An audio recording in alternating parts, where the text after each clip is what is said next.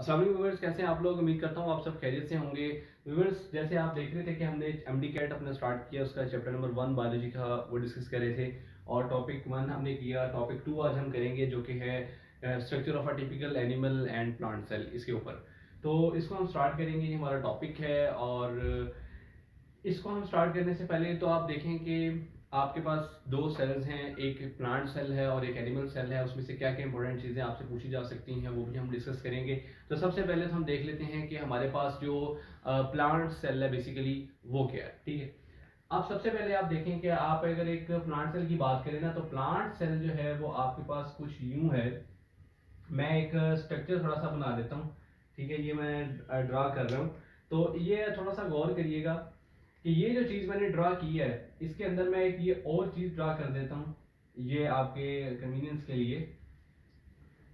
ठीक है, ये मैंने एक इस तरह से ये ड्रा कर दिया। अब यहाँ पर स्टूडेंट ये देखें तो ये जो चीज़ है ना, ये है आपकी सेल वॉल। ठीक है, ये क्या है, ये आपकी है सेल वॉल। ठीक है, और जो ये चीज़ है, ये चीज़ ये आपकी क्या है, सेल मेम्ब्रेन। ठीक है, यानी दो चीजें आपको मिली प्लांट सेल के अंदर इंपॉर्टेंट, जिसमें पहली चीज आपके पास क्या थी, सेल वॉल, और दूसरी चीज क्या थी, वो सेल मेम्ब्रेन। अब दोनों में डिफरेंस ये है कि जो सेल वॉल है वो आपकी आउटर लेयर है, सेल मेम्ब्रेन जो है वो इनर लेयर है। ठीक है, अब इसके बाद आपके पास जब आप उसके अंदर चले जाएंगे तो आपके पास जो चीज आएगी वो सारा का सारा उसका क्या होगा, वो उसका होगा साइटोप्लाज्म। ठीक है, यानी कि साइटोप्लाज्म जो है वो inner portion of the cell जो है, यानी कि जो लिक्विड पोर्शन होता है ना सेल का, वो होता है आपके पास साइटोप्लाज्म। इसके बाद नेक्स्ट अगर आप अंदर मूव करें तो अंदर और भी आपको चीजें मिलेंगी और उसके कंपोनेंट्स मिलेंगे जो कि इंपॉर्टेंट रोल प्ले कर रहे हैं। ठीक है, जिसमें आप सबसे पहले तो देखें तो आपके पास एक लार्ज टाइप का एक वैक्यूल सा आ जाएगा इस तरह से।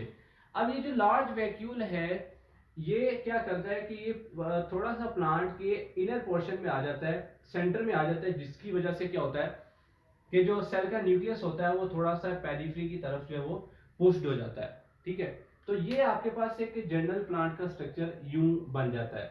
अब अगर यहाँ पे आप थोड़ा सा गौर करें तो आपने ये देखा कि प्लांट का जो सेल है उसमें एक आपके पास सेल वॉल है, एक आपके पास सेल मेम्ब्रेन है, उसके अंदर आपके पास जो है वो साइटोप्लाज्म है। साइटोप्लाज्म के अंदर आपके पास जो चीज आ रही है वो क्या है, आपके पास एक वैक्यूल है, और वैक्यूल के साथ ही आपके पास क्या पड़ा हुआ है, न्यूक्लियस। मैं इसको जो है वो मेंशन कर देता हूँ आपकी कन्वीनियंस के लिए कि ये आपके पास जो है वो वैक्यूल पड़ा हुआ है, और ये आपके पास जो है वो क्या पड़ा हुआ है, न्यूक्लियस पड़ा हुआ है। राइट, अब इसके साथ साथ और भी इंपॉर्टेंट ऑर्गेनेलिज होते हैं, जिसकी अगर मैं बात करूं तो वो आपके पास, जैसे मैं कह देता हूं कि ये आपका है जी,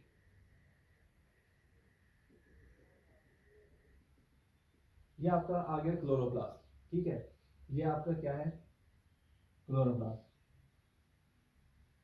ये है जी क्लोरोप्लास्ट, जिसे हम बेसिकली प्लास्टिड भी कहते हैं ना। प्लास्टिड आपके पास पिगमेंट्स होते हैं प्लांट्स के, जिसमें ग्रीन कलर के पिगमेंट्स होते हैं। अब क्लोरोप्लास्ट है, क्रोमोप्लास्ट है, ल्यूकोप्लास्ट है। तो क्लोरोप्लास्ट जो है वो ग्रीन पिगमेंट होता है जो फोटोसिंथेसिस में इन्वॉल्व होता है। इसके बाद क्या होता है कि आपके पास जो न्यूक्लियस है, न्यूक्लियस के आपके इस साइड पे आपके पास अरेंज होता है आपका इंडोप्लाज्मिक रेटिकुलम, जिसका जो कनेक्शन है वो डायरेक्ट आपके न्यूक्लियस तक आता है, और यहां से ये जो है वो कनेक्ट होता है आपका रफ एंडोप्लाज्मिक रेटिकुलम। मतलब कि ये आपका जो रीजन है ये क्या होगा, रफ एंडोप्लाज्मिक रेटिकुलम, और ये आपका जो क्या है रीजन, ये क्या होगा, SER, स्मूथ एंडोप्लाज्मिक रेटिकुलम। अब जो रफ एंडोप्लाज्मिक रेटिकुलम है उसको मैं रफ इसलिए कह रहा हूँ क्योंकि उसकी सरफेस पे राइबोसोम्स अटैच्ड है, और स्मूथ एंडोप्लाज्मिक रेटिकुलम इसलिए क्योंकि उसकी सरफेस पे कोई राइबोसोम्स वगैरह अटैच्ड नहीं है। इसके अलावा अगर आप राइबोसोम्स की बात करें तो वो फ्रीली फ्लोट भी कर रहे होते हैं साइटोप्लाज्म में, जिसको मैं अगर शो करना चाहूँ तो मैं यूं जो है वो शो कर सकता हूँ कि these are the free floating ribosomes in the cytosol of plant cell. ये है मेरे पास आ गए फ्री फ्लोटिंग आपके राइबोसोम्स। देन अगर मैं मूव करूं थोड़ा सा न्यूक्लियस के अंदर, तो न्यूक्लियस के अंदर भी एक पोर्शन होता है। ठीक है, जो सेंट्रल पोर्शन होता है उसका, और इसके अंदर इस तरह से छोटे छोटे यूं पोर्स होते हैं। इसकी जो वॉल होती है ना न्यूक्लियस की, यूं, तो छोटे छोटे पोर्स होते हैं। ये पोर्स होते हैं मूवमेंट के लिए। ठीक है, अच्छा, इसके बाद जब हम ये वैक्यूल की बात करें तो वैक्यूल जो है इसकी भी वॉल होती है, ठीक है। और वैक्यूल की जो वॉल होती है उसको हम नाम देते हैं टोनोब्लास्ट का। इसके अंदर जब आप थोड़ा सा मूव करें तो आपको इसकी भी एक कैविटी नजर आएगी, यूं, ठीक है। तो ये जो चीज मैंने मेंशन की है इसको मैं कहता हूं ये क्या है, टोनोब्लास्ट है। ये टोनोब्लास्ट बेसिकली क्या है कि आपकी जो वैक्यूल है उसकी सेल वॉल है। अब इसके अंदर क्या काम होगा, इसके अंदर ये काम होगा कि जो वाटर है या जो वेस्ट है वो क्या करेगा कि अपना प्रेशर जो है वो इसकी वॉल के ऊपर इस तरह से एक्सर्ट करेगा, जिसकी वजह से क्या होता है कि जो वैक्यूल की जो वॉल होती है ना उसके ऊपर एक वाटर प्रेशर एक्सर्ट होता है जिसको हम कहते हैं टर्गर प्रेशर। इसके बाद एक बहुत इंपॉर्टेंट चीज होती है, जैसे हर सेल के अंदर होती है, चाहे वो एनिमल है या प्लांट है, वो जो चीज होती है ना उसे हम कहते हैं माइटोकॉन्ड्रिया। अब माइटोकॉन्ड्रिया को अगर मैं थोड़ा सा ड्रा करूं तो माइटोकॉन्ड्रिया मेरे पास कुछ यूं इस शेप का होगा। तो ये मेरे पास जो चीज आ गई, ये मेरे पास क्या आ गया, माइटोकॉन्ड्रिया आ गया, ठीक है। ये मैं मेंशन कर देता हूं कि this one is the mitochondria, right. Mitochondria का आपको पता है कि माइटोकॉन्ड्रिया जो है वो प्लांट की जो प्लांट है या एनिमल सेल है उसकी जो बेसिक एनर्जी की रिक्वायरमेंट है उसको पूरा करने के लिए माइटोकॉन्ड्रिया होता है जो एटीपी प्रोड्यूस करता है। अच्छा, इसके बाद आपने देखा कि आरईआर भी है, स्मूथ एंडोप्लाज्मिक रेटिकुलम भी है, माइटोकॉन्ड्रिया भी आ गया। इसके बाद एक बहुत इंपॉर्टेंट ऑर्गेनेली है जिसे हम कहते हैं गोल्जी कॉम्प्लेक्स या जिसे हम गोल्जी अपरेटस का नाम देते हैं। अगर उसको मैं ड्रा करना चाहूं तो वो कुछ मेरे पास यूं होगा।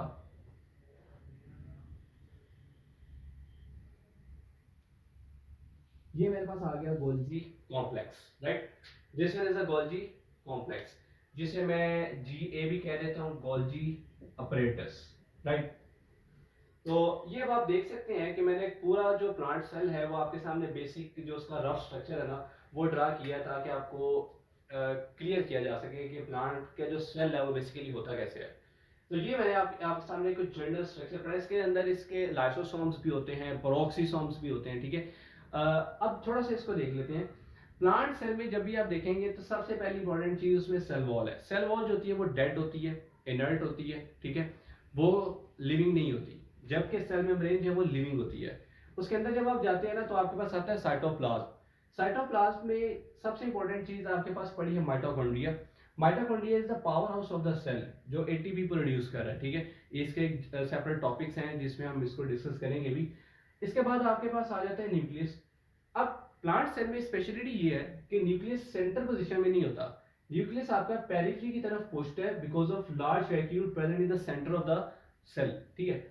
इसके बाद वैक्यूल प्रेजेंट है। वैक्यूल क्या कर रहा है कि वो एक्स्ट्रा वेस्ट या वाटर जो है उसको स्टोर कर रहा है और प्रेशर भी एक्सर्ट कर रहा है अपनी वॉल के ऊपर जो टोनोप्लास्ट है। इसके बाद आपके पास है chloroplast. Chloroplast is one of the most important organelle of the plant cell जो कि फोटोसिंथेसिस में अपना रोल प्ले करता है। और इसके पास ये ग्रीन पिगमेंट होता है बेसिकली जो आपने देखा होगा ना कि लीव्स वगैरह जो हैं उनके जो ग्रीन कलर प्रोड्यूस होता है वही क्लोरोप्लास्ट की वजह से होता है। इसके बाद आपके पास पड़े हैं इसमें इंडोप्लाज्मिक रेटिकुलम जिसमें एक है आरईआर और एक है एससीआर। आरईआर जो है रफ इंडोप्लाज्मिक रेटिकुलम वो क्या कर रहा है कि आपका जो राइबोसोम्स हैं उनको अपने सरफेस पे उसने अटैच्ड किए हुए। मैं इसको थोड़ा सा यूं मेंशन करता चलूं कि अगर मैं ये कह दूं कि ये मेरे पास क्या है कि रफ इंडोप्लाज्मिक रेटिकुलम की जो सरफेस है उसमें मेरे पास राइबोसोम्स अटैच्ड हैं। जबकि अगर आप एससीआर को देखें, स्मूथ एंडोप्लाज्मिक रेटिकुलम, तो उसके सरफेस पे कोई भी राइबोसोम्स अटैच नहीं है। इसके अलावा राइबोसोम्स जो है वो फ्रीली फ्लॉट भी कर रहे हैं। तो ये एक जनरलाइज्ड स्ट्रक्चर है प्लांट सेल का, ठीक है। तो ये मेरे पास था प्लांट सेल। इसके बाद अगर मैं एनिमल सेल की बात करूं तो वो थोड़ा सा इससे चेंज है। वो चेंज कैसे है कि अगर मैं उसको भी ड्रा करने की कोशिश करूं यहाँ पर,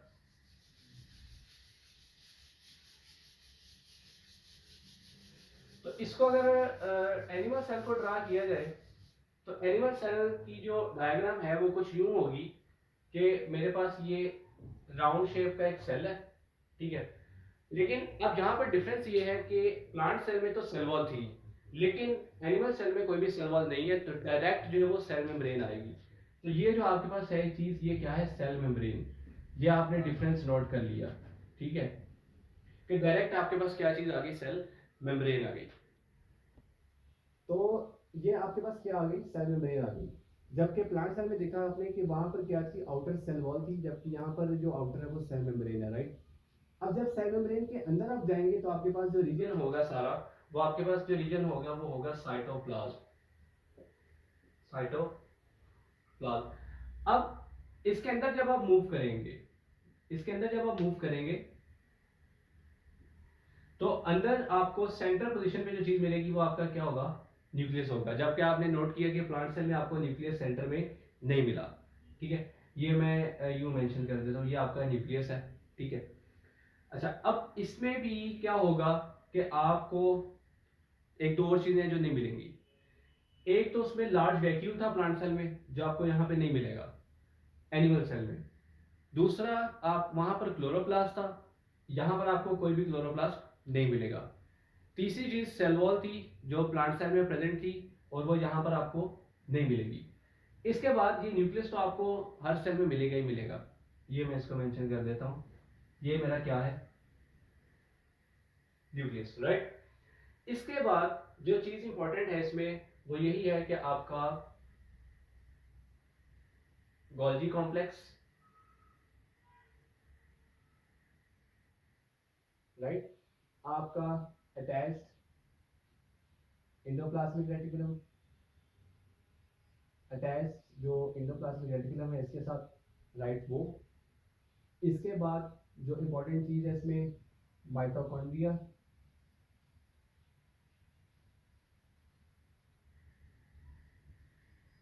माइटोकॉन्ड्रिया आपके पास पड़ा हुआ है, ठीक है। आपके पास इसके साथ अटैच्ड राइबोसोम्स हैं, आपके पास फ्रीली फ्लोटिंग राइबोसोम्स भी अवेलेबल हैं, आपके पास पेरोक्सिसोम्स पड़े हुए हैं, पेरोक्सिसोम्स हैं, लाइसोसोम्स अवेलेबल हैं, ठीक है। तो ये डिफरेंट आपके पास स्ट्रक्चर्स पड़े हैं अब एनिमल सेल में। जैसे आपके पास न्यूक्लियस है, ईआर है, एंडोप्लाज्मिक रेटिकुलम जिसमें आरईआर और एसईआर, आपके पास लाइसोसोम्स, प्रोक्सिसोम्स अवेलेबल है, माइटोकॉन्ड्रिया अवेलेबल है, गोल्जी कॉम्प्लेक्स जो है वो अवेलेबल है। तो ये अब आपने थोड़ा सा डिफरेंस देखा कि प्लांट सेल में आपको चीजें कुछ और थी, ठीक है। उसके क्योंकि सेल वॉल होती है, सेल वॉल जो होती है वो ग्रो नहीं करने देती उसको, ठीक है। इसके अलावा यहाँ पर एक और इंपॉर्टेंट चीज है, वो है प्लाज्मोडेस्माटा। ये जो प्लाज्मोडेस्माटा होते हैं, ये याद रखिएगा कि ये प्लांट सेल में एग्जिस्ट करते हैं, जबकि एनिमल सेल में इनका कॉन्सेप्ट नहीं होता प्लाज्मोडेस्माटा का, ठीक है। तो इसमें यहाँ पर आपको ये नहीं मिलेंगे। तो अब 4 से 5 इंपॉर्टेंट जो डिफरेंस है वो ये आ गए आपके पास, कि सेल वॉल सबसे पहले, दूसरी चीज वैक्यूल, लार्ज वैक्यूल, तीसरी चीज न्यूक्लियस का लोकेशन, चौथी जो चीज है वो आपके पास क्लोरोप्लास्ट की प्रेजेंस वहां पर है, यहाँ पर नहीं है, ठीक है। इसके अलावा प्लाज्मोडेस्माटा जो प्लांट सेल में था, यहाँ पर आपको नहीं मिलेगा। तो ये इंपॉर्टेंट यहाँ पर आ गया। अब सेल मेम्ब्रेन जो है एनिमल सेल की कैटेगरी में, वो सेमी परमिएबल होती है, डिफरेंशियली परमिएबल होती है। इसको हम इसलिए क्यों कहते हैं, क्योंकि ये सिलेक्टिव सब्सटेंसेस को अलो करती है अपने अंदर और बाहर मूव करने के लिए। लाइक सब्सटेंसेस जो हैं वो इनसाइड एंड आउटसाइड वो मूव करते हैं with the help of cell membrane. क्यों? क्योंकि सेल मेम्ब्रेन जो है उसमें छोटे छोटे इस तरह से पोर्स होते हैं। अब ये जो पोर्स मैंने क्रिएट कर दिए, ये क्या शो कर रहे हैं कि प्लांट की, एनिमल की जो सेल मेम्ब्रेन है वो सिलेक्टिवली परमिएबल है। मींस कि इन पोर्स ये जो मैंने क्रिएट की, यहाँ से सब्सटेंसेस की जो मूवमेंट है वो परफॉर्म हो रही है। और किन सब्सटेंसेस की मूवमेंट को ये अलो करती है, किन को नहीं करती है। जैसे अगर मैं आयंस वगैरह की बात करूं, ठीक है, लाइक पोटाशियम आयंस, ठीक है। तो पोटाशियम आयंस की अगर मैं बात करूं तो पोटाशियम आयंस जो है उसमें थोड़ी सी रिस्ट्रिक्शंस होती हैं कि प्लांट जो सेल मेम्ब्रेन होती है उसको अलो नहीं करती पैसेज के लिए। इसके अलावा बहुत सारे और मॉलिक्यूल्स हैं लाइक ग्लूकोज वगैरह है, ठीक है, इनकी भी मूवमेंट्स रिस्ट्रिक्टेड होती है। और कुछ ऐसी प्रोटीन्स वगैरह भी हैं जिनकी मूवमेंट है वो रिस्ट्रिक्टेड होती है, ठीक है, जो मूव नहीं कर पाती इजीली। तो उसके लिए फिर हमारे पास डिफरेंट मैकेनिज्म्स जो है वो अवेलेबल हैं, जिसमें आप डिफ्यूजन या पैसिव ट्रांसपोर्ट, एक्टिव ट्रांसपोर्ट, इनको आप सारा डिस्कस करेंगे आगे जब भी हम नेक्स्ट टॉपिक्स में मूव करेंगे। तो ये जो हमारा है, ये बेसिकली हम ये देख रहे हैं कि हमारे पास जो सेल डिफरेंस है प्लांट का और एनिमल का वो क्या है। तो इसका भी स्ट्रक्चर आपने देख लिया और प्लांट सेल का जो स्ट्रक्चर है वो भी आपने देख लिया।